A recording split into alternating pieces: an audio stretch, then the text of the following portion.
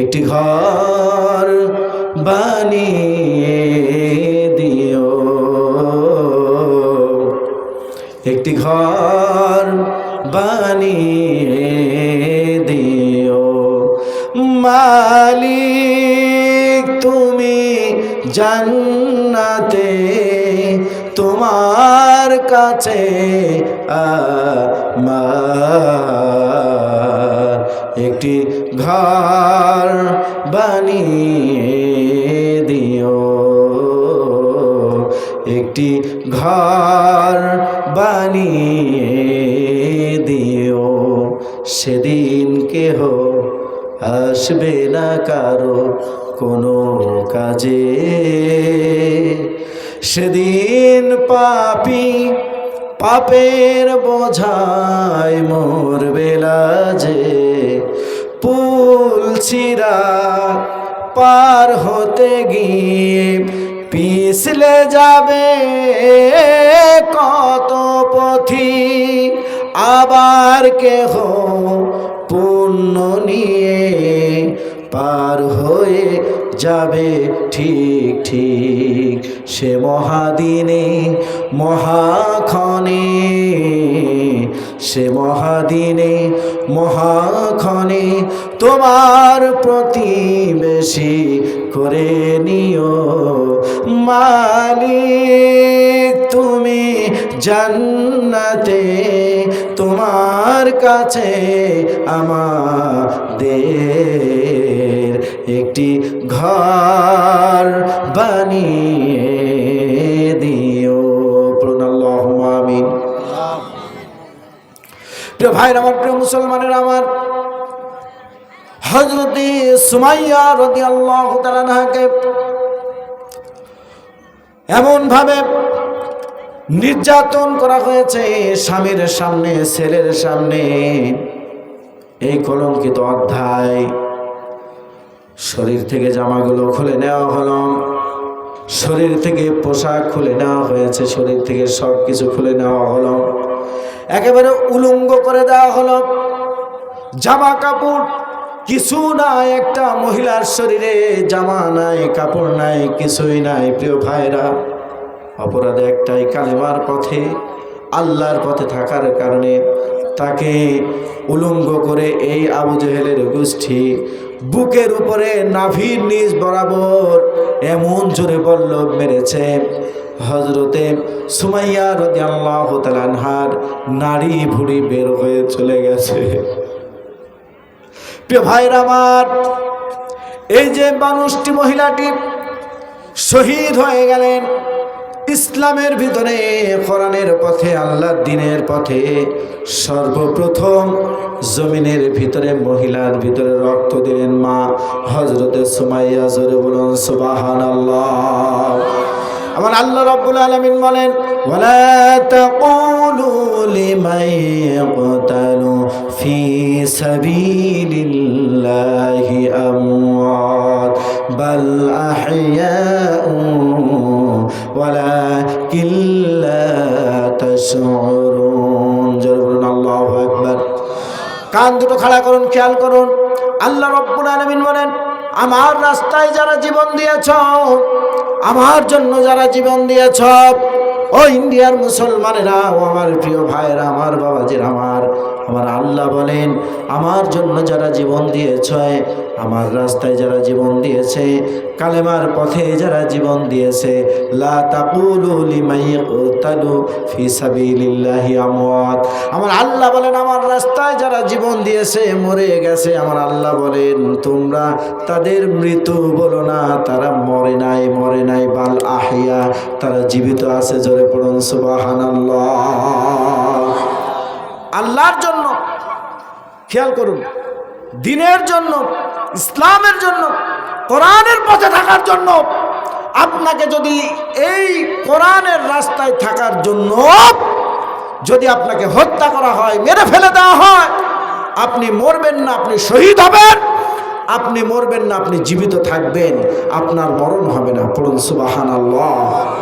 আল্লাহর জন্য যদি রক্ত দিতে হয়, আমরা পারবো না ইনশাআল্লাহ তাআলা। প্রিয় ভাইরা আমার, প্রিয় মুসলমানের আমার, খেয়াল করুন, হযরত ইয়াসিরকে ডান্ডা দিয়ে রড দিয়ে মারা হচ্ছে, হযরত আম্মারকে বেঁধে নেওয়া হলো, মাকে মেরে ফেলে দেওয়া হলো, হযরত আম্মারকে চোখ বেঁধে বেঁধে ওই যে পাহাড়ি ঝর্ণার কাছে নিয়ে যাওয়া হলো। কি না নির্যাতন, খেয়াল করুন।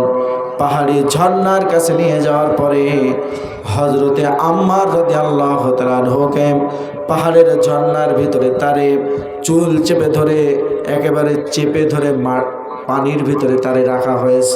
নিঃশ্বাস বের হয়ে যাবে এই মুহূর্তে কাফেররা তোলে আর বলে, বল কালেমা ছেড়ে দেব, বল কালেমা ছেড়ে দিলাম, তাহলে তোরে মুক্ত করে দেব।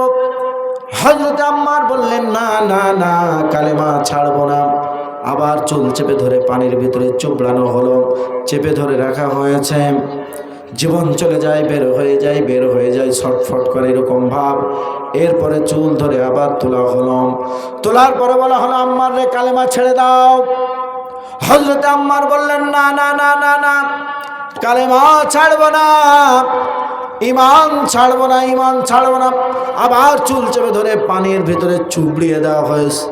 হাত পা ডিসকানেক্ট হয়ে গেল, হাত এরকম পড়ে গেল, আর শরীরে তেজ নাই। কাফেরেরা মনে করে আম্মার মনে হয় মারা গেছে।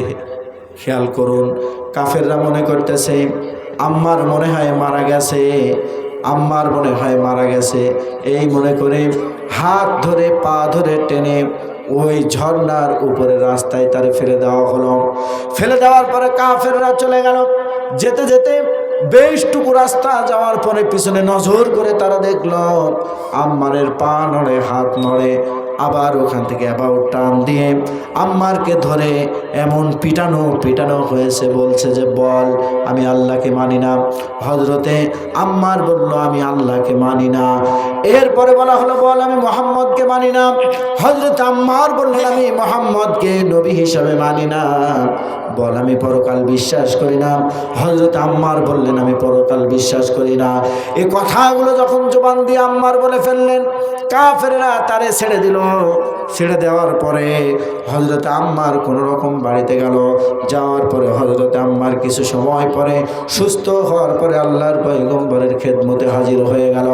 আল্লাহর নবীর খেদমতে হাজির হওয়ার পরে হযরত আম্মার এসে কয়েকদিন পরে সুস্থ হওয়ার পরে আল্লাহর নবীর কাছে এসে বলে, ইয়া রাসূলুল্লাহ, ইয়া হাবিবাল্লাহ, আমি আপনার কাছে একটা কথা বলতে চাই, আমার ঈমান আছে কিনা আপনি একটু বলে দেন। আল্লাহর নবী বললেন, কি এমন ঘটনা ঘটেছে যে তোমার ঈমান নাই, ঈমান হারা হয়ে গেছো? হযরত আম্মার বললেন, ইয়া রাসূলুল্লাহ, কাফেররা আমাকে ধরে নিয়ে গিয়েছিল এই যে পাহাড়ের পাদদেশে ঝর্ণা ধারায় যে জায়গায় পানি আছে ওই জায়গায় নিয়ে আমাকে মাথা বারবার পানির ভিতরে মাথা চেপে ধরে আর আমারে প্রহার করে। এক পর্যায়ে আমি মরে যাবো এরকম একটা ভাব হলো, আমাকে ফেলে দিয়ে তারা চলে গেল। আবার যখন হাত পা নাড়াচ্ছি ওই সময় তারা ফিরে এসে আমারে এমন পিটিয়েছে, আমি বেহুশ মতো হয়ে গিয়েছিলাম, আমি বুঝতে পারিনি। আমি বলেছি আল্লাহকে মানি না। ইয়া রাসূলুল্লাহ, আমি বলেছি আমি মুহাম্মদকে নবী হিসাবে মানি না, পরকাল মানি না, জান্নাত জাহান্নাম কিছুই মানি না। আল্লাহর নবী বললেন, ও আম্মার শোনো শোনো শোনো, তুমি মুখ দিয়ে যে কথাটা বলেছ এটা আমার আল্লাহর কাছে গ্রহণ হয় নাই। তোমার অন্তরের ভিতরে যে জজবা আর অন্তরের ভিতরে তোমার যে ঈমান, এই ঈমান এত দামি ঈমান আমার আল্লাহ কবুল করে নিয়েছে। ও আম্মার, তোমারে ভবিষ্যৎবাণী দিয়ে দিলাম, সিফিনের যুদ্ধে আমার আল্লাহ তাআলা তোমারে শহীদ হিসাবে কবুল করে নেবে। আল্লাহু আকবার! আর জোরে বলতে হবে আল্লাহু আকবার! যা আছে মোর সব নিয়ে যাও, ঈমান আমার নিও না। ঠিক না? জোরে বলুন। যা আছে মোর সব নিয়ে যাও, ঈমান আমার নিও না। ঈমান ছাড়া ও গো মাওলা মরণ আমায় দিও না, না না। যা আছে মোর সব নিয়ে যাও, ঈমান আমার নিও থাকবা না থাক, ঈমান বড় দামি। ঈমান আমল না থাকলে আল্লাহর কাছে প্রিয় না, না না।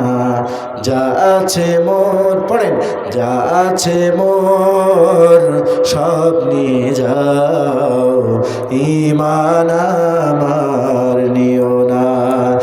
ঈমান ছাড়া ও গো মাওলা মরণ আমায় দিও না,